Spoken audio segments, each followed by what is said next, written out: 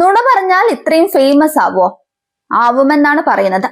കാരണം സതീശൻ ഫേമസ് അല്ലേ. നുണേശൻ എന്നാണത്രേ പുള്ളിയെ അടുപ്പമുള്ളവർ പോലും വിളിക്കുന്നത്. ഇനി വളഞ്ഞു പിടിക്കാതെ കാര്യത്തിലേക്ക് വരാം. പറഞ്ഞു വരുന്നത് ഒരു മത്സരത്തെ കുറിച്ചാണ്. നുണ പറയൽ മത്സരം. അങ്ങനെ എന്തെങ്കിലും നുണ പറഞ്ഞൊപ്പിച്ചാൽ കപ്പ് കിട്ടില്ല. സതീശൻ പറഞ്ഞ നുണകൾ തന്നെ വേണം. സമൂഹ മാധ്യമങ്ങളിൽ ഹിറ്റായിക്കൊണ്ടിരിക്കുന്ന സതീശന്റെ നുണ പ്രസ്താവനകൾ ഡിവൈഎഫ്ഐ ആണ് പൊതുവേദിയിൽ മത്സര ഇനമായി അവതരിപ്പിച്ചത്. ഇന്നലെ ഡിവൈഎഫ്ഐ എറണാകുളം ജില്ലാ കമ്മിറ്റിയാണ് മഹാരാജാസ് കോളേജിന് മുന്നിൽ വ്യത്യസ്തമായ മത്സരം സംഘടിപ്പിച്ചത്. പ്രതിപക്ഷ നേതാവ് വി.ഡി. സതീശൻ പറഞ്ഞുകൊണ്ടിരിക്കുന്ന നുണകൾ ഒന്നൊന്നായി ഓർത്തെടുത്ത് മണി പോലെയാണ് മത്സരാർത്ഥികൾ പറഞ്ഞത്. സതീശന്റെ നുണ പറയൽ മത്സരത്തിൽ പങ്കെടുക്കാനെത്തിയത് നിരവധി പേരാണ്. 2 മിനിറ്റിനുള്ളിൽ സതീശൻ പറഞ്ഞ പരമാവധി നുണകൾ എണ്ണി പറയുക എന്നതായിരുന്നു നിബന്ധന. എന്നാൽ പറഞ്ഞു തീർക്കാൻ 2 മിനിറ്റ് പോരെന്നായി ചിലരുടെ പ്രതികരണം.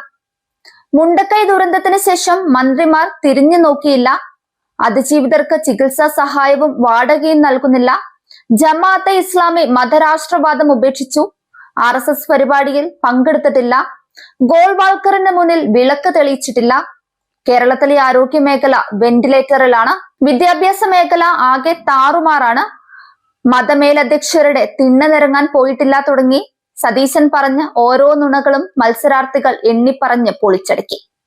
സതീശൻ പറഞ്ഞ 12 നുണകൾ ഞൊടിയിടയിൽ തുറന്നു കാട്ടി മഹാരാജാസ് കോളേജ് വിദ്യാർത്ഥി സഫ്വാൻ ഒന്നാമതെത്തി. സതീശന്റെ നുണകളും അതിന്റെ വാസ്തവങ്ങളും തുറന്നു കാട്ടുന്ന വീഡിയോ പ്രദർശനവും ഉണ്ടായിരുന്നു. കേരള രാഷ്ട്രീയത്തിൽ പ്രതിപക്ഷ നേതാവായി ഇരിക്കുന്ന ഒരാളുടെ വാക്കുകൾ എത്രത്തോളം വിശ്വസനീയമാണെന്ന ചോദ്യം തുറന്ന വേദികളിൽ പലതവണ ഉയർന്നിട്ടുള്ള കാര്യമാണ്.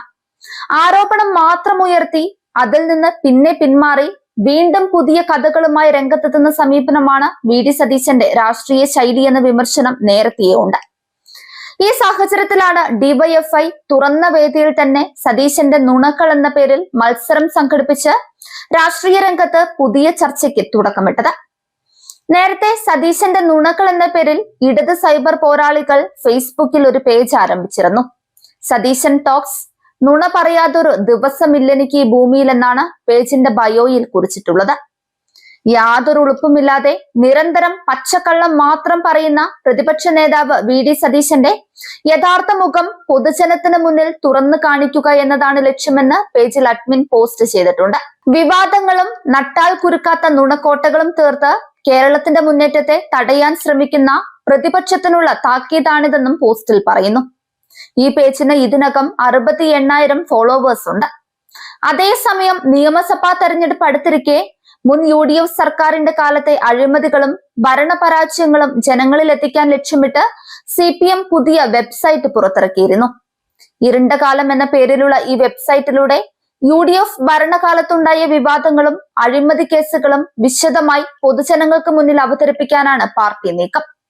മകനെ തിരിച്ചുവരല്ലേ എന്ന സോഷ്യൽ മീഡിയ ക്യാമ്പയിനും ഇതിന്റെ ഭാഗമായി ആരംഭിച്ചിട്ടുണ്ട്.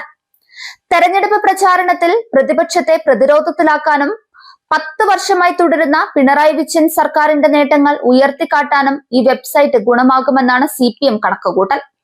രാഷ്ട്രീയ വാദപ്രതിവാദങ്ങൾ സ്വാഭാവികമാണെങ്കിലും ആവർത്തിച്ച് തെറ്റായ വിവരങ്ങൾ പ്രചരിപ്പിക്കുന്നുവെന്ന് ആരോപിച്ച് പൊതുവേദികളിൽ തന്നെ മത്സരങ്ങൾ സംഘടിപ്പിക്കേണ്ടി വരുന്ന സാഹചര്യം പ്രതിപക്ഷ നേതാവിന് രാഷ്ട്രീയമായി എത്രത്തോളം വെല്ലുവിളിയാണെന്നതാണ് ഇപ്പോഴത്തെ പ്രധാന ചോദ്യം. ആരോപണങ്ങളുടെയും മറുപടികളുടെയും ഇടയിൽ വിശ്വാസ്യത തന്നെയാണ് അവസാനത്തിൽ ജനങ്ങൾ അളക്കുന്നത്.